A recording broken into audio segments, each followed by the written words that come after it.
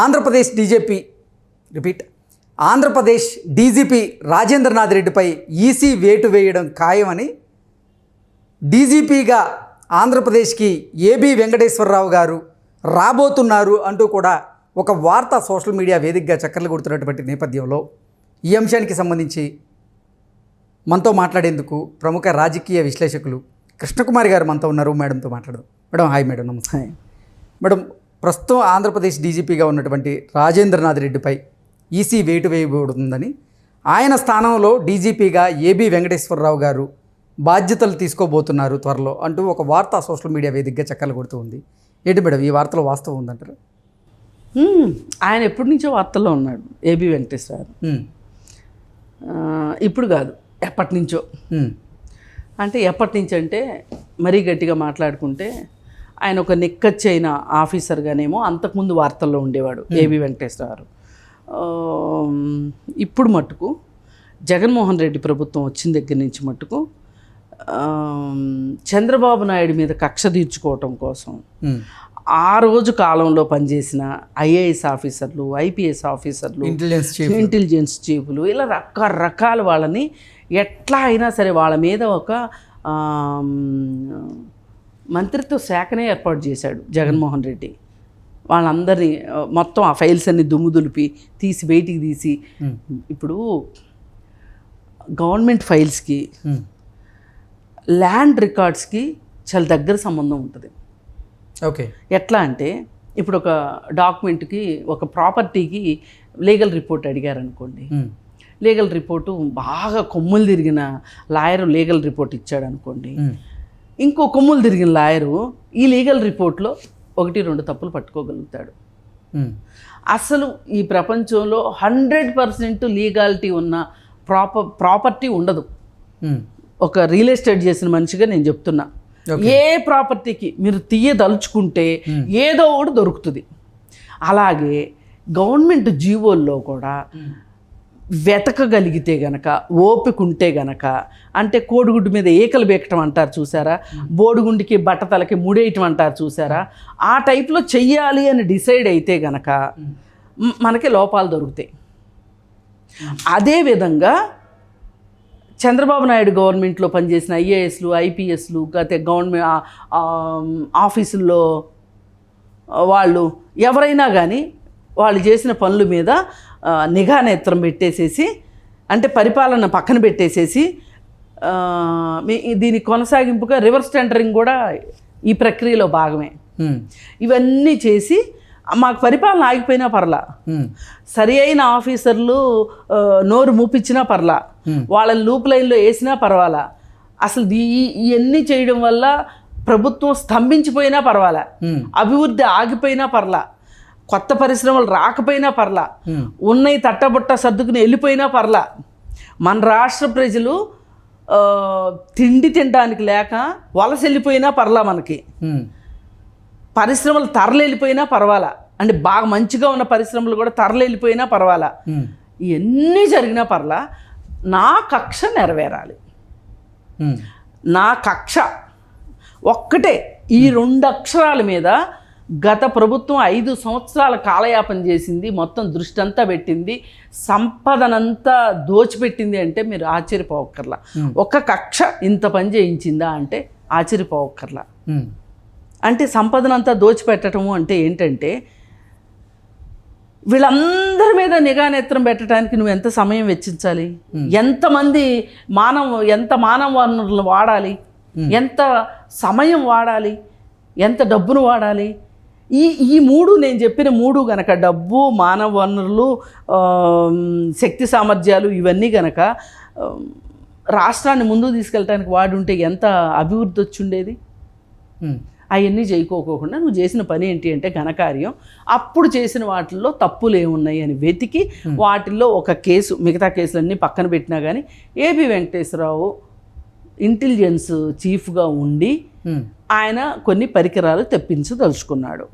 ఆ తెప్పించదలుచుకున్న పరికరాలకి కొటేషను, ఆ కాంట్రాక్టు ఆయన కొడుకు ఇచ్చాడు. ఇంకా కాంట్రాక్ట్ ఇవ్వలే, అప్లై చేసుకున్నారు. మనము ఒక స్టేట్మెంట్ తోటి కొనం కదా, ఒక టెండర్లు పిలుస్తాం కదా అవును. ఏదైనా కొనాలి అనుకున్నప్పుడు. అతనిది కూడా ఒక అప్లికేషన్ వచ్చింది. ఆ అప్లికేషన్ వచ్చిన దానికే గగ్గోలు పెట్టేసేసి చూడు వాళ్ళ అబ్బాయికి కాంట్రాక్ట్ ఇప్పించదలుచుకున్నాడు అని చెప్పి మొదలెట్టి నానా గందరగోళం చేసి ఆయన్ని సస్పెన్షన్లో పెట్టి ఆయన మీద కక్ష అంతా తీర్చుకుని ఆయన సుప్రీంకోర్టు దాకా వెళ్ళి ఆయన తీర్పు తెచ్చుకుంటే, నిర్దోషి అని తెచ్చుకుంటే 4 సంవత్సరాల పాటు ఆయన సస్పెన్షన్ వెయిట్లో ఉన్నాడు. ఆయన 4 సంవత్సరాలు పదవీ కాలం అంటే మామూలు కాలమా ఒక ఐపీఎస్కి? ఎన్ని సేవలు అందించవచ్చు సమాజానికి కావాల్సిన ఒక ఐపీఎస్ ఆఫీసర్ మామూలుగా తయారు కాడు కదండి. పైగా ఎన్ని సంవత్సరాల ఎక్స్పీరియన్స్, మీరు అవన్నీ కూడా నాశనం చేసినట్టేగా. కేవలం ఒక సామాజిక వర్గం మీద కోపంతో ఏబి వెంకటేశ్వరరావు గారు కావచ్చు, జాస్తి కృష్ణకిషోర్ ఇన్కమ్ ట్యాక్స్ కావచ్చు, మళ్ళీ 3వ మనిషి నిమ్మగడ్డ రమేష్ కుమార్ కావచ్చు, ఎంత కక్ష తీర్చుకున్నారండి మీరు? తీర్చుకున్నారు కదా. దానిలో భాగంగానే ఆయన కోర్టుకి వెళ్ళి కోర్టులో గెలిచి వచ్చాడు. గెలిచి వచ్చిన తర్వాత కూడా మళ్ళీ వేశారు. వేస్తే రెండోసారి కూడా సుప్రీంకోర్టు క్లీన్ చిట్ ఇచ్చింది ఆయనకి. ఇప్పుడు ఆయన దీన్ని బట్టి వాళ్ళకి ఒక స్పెషల్ క్యాట్ అంటారు దాన్ని. దానిలో వాళ్ళ ఉత్తర ప్రత్యుత్తరాలు కావచ్చు, వాళ్ళ ఫిర్యాదులు కావచ్చు, వాళ్ళ గ్రీవెన్సెస్ మొత్తం క్యాట్లో చెప్పుకుంటారు వాళ్ళు. చెప్పుకుని క్యాట్ కూడా క్లీన్ చిట్ ఇచ్చింది అనుకోండి వీళ్ళకి, ఈయనకి ఇస్తే ఈయన ఇప్పుడు డీజీపీ అవ్వాలి.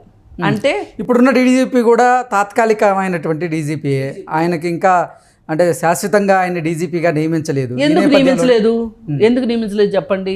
ఆయన లిస్ట్లో చాలామంది ఉంటే వాళ్ళందరినీ బైపాస్ చేసి ఎక్కడి నుంచో మనం పరంపరం అన్నట్లు తీసుకొచ్చుకొని పెట్టుకున్నారు. తీసుకొచ్చుకొని రాజేంద్రనాథ్ని పెట్టారు. పెడితే ఈసీ అభ్యంతరం చెప్పింది. ఇప్పుడు ఆయన ఇంటికి పంపించారనుకోండి రాజేంద్రనాథ్ రెడ్డిని. ఇప్పుడు ఈ రాష్ట్రానికి ఖచ్చితంగా ఒక డీజీపీ అవసరం. ఈ డీజీపీ అవసరము అంటే ఇప్పుడు లిస్టులో పైన ఉన్నది ఈయన. ఈయనకు కాకుండా వేరే వాళ్ళకి ఇచ్చాడు అనుకోండి, మళ్ళీ ఆయన క్యాట్ని ఆశ్రయిస్తాడు. వాళ్ళకు ఉన్నది అదే కదా దిక్కు, పెద్ద దిక్కు అదే కదా. కానీ ఇతని ఉద్దేశం ప్రకారం, జగన్మోహన్ రెడ్డి ఉద్దేశం ప్రకారం ఏంటంటే నా పదవీ కాలంలో అతన్ని డీజీపీ అవ్వనివ్వను అని కంకణం కట్టుకుని కూర్చున్నాడు. ఇది మొండితనము మూర్ఖత్వం కాకుండా ఇంకోటి మరి ఏమీ కాదు ఇది.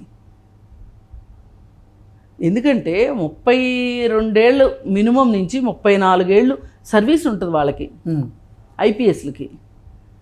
నువ్వెంత? ప్రజలు ఇస్తే 5 ఏళ్ళు, మళ్ళీ ఇస్తే ఇంకో 5 ఏళ్ళు. 5 ఏళ్ళకు ఒకసారి నువ్వు ఇంటికి వెళ్ళాల్సిందేగా, కొన్ని రోజులైతే విశ్రాంతి తీసుకోవాల్సిందే కదా. అలాంటి నీకు ఐపీఎస్లతో పోటీయా? ఐపీఎస్ల మీద నువ్వు పోట్లాడతావు. ఐపీఎస్ని నువ్వు ఎట్లా పిలకబట్టుకుని ఆడిచ్చినట్టు ఆడిద్దాం అనుకుంటున్నావు. కానీ ఏబి వెంకటేశ్వరరావు అట్లా వదిలిపెట్టే మనిషి కాదు. ఆయన చేసే పోరాటం ఆయన చేశాడు, ఇప్పటిదాకా చేశాడు. అదే ఇంకొకళ్ళు అయితే గనక సరే ఇంకా అయిపోయింది ఏదో అయిపోయింది అని రాజీ చేసుకునేవాడు. రాజీ మనస్తత్వం లేదు అతని దగ్గర.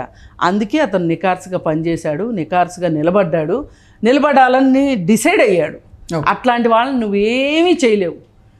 నీ భాషలో మాట్లాడాలి, కుళ్ళుగా అంటే మాట్లాడే వాళ్ళు వేరే ఉంటారేమో, కానీ నేనైతే చాలా లక్షణంగా, చాలా సంస్కారవంతంగా ఒకటే చెప్పగలను, అతన్ని నీలాంటి వాళ్ళు ఏమీ చేయలేరు. 5 సంవత్సరాలకు ఒకసారి మారేవాళ్ళు అస్సలు ఏమీ చేయలేరు.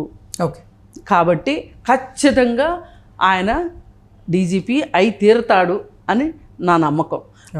పైగా వ్యవస్థల్ని గౌరవించే వ్యక్తిగా, రాజ్యాంగాల్ని చట్టాలని గౌరవించే వ్యక్తిగా చెప్తున్నా.